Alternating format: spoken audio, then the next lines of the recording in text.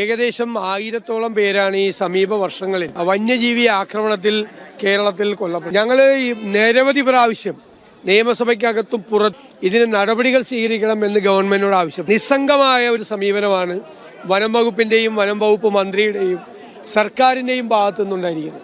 ഒരു നടപടിയും സ്വീകരിക്കാതിരിക്കുക. നേരത്തെ പണ്ട് മതിൽ കെട്ടുമായിരുന്നു, കിടങ്ങു കുഴിക്കുമായിരുന്നു, സൗരോർജ്ജ വേലി കെട്ടുമായിരുന്നു. ഇപ്പോൾ ഒരേ ഏർപ്പാടുമില്ല. ഇപ്പോൾ മനുഷ്യരെ അവരുടെ വിധിക്ക് വിട്ടുകൊടുത്തിരിക്കുക. നിഴലിലാണ് മലയോര പ്രദേശം മുഴുവൻ നിൽക്കുന്നത്. നിരവധി പ്രാവശ്യം ഞങ്ങളിത് ആവശ്യപ്പെട്ടിട്ടും നടപടി സ്വീകരിക്കാത്തത് കൊണ്ടാണ് വലിയൊരു സമരജാഥയുമായി ഞങ്ങൾ ഇറങ്ങിയിരിക്കുന്നത്. ഞങ്ങൾ മലയോര സമരജാഥ ഈ മാസം 27-ാം തീയതി അവിടെ നിന്ന് കണ്ണൂർ ജില്ലയിലെ ഇരിക്കൂറിൽ നിന്ന് ആരംഭിക്കുകയാണ്.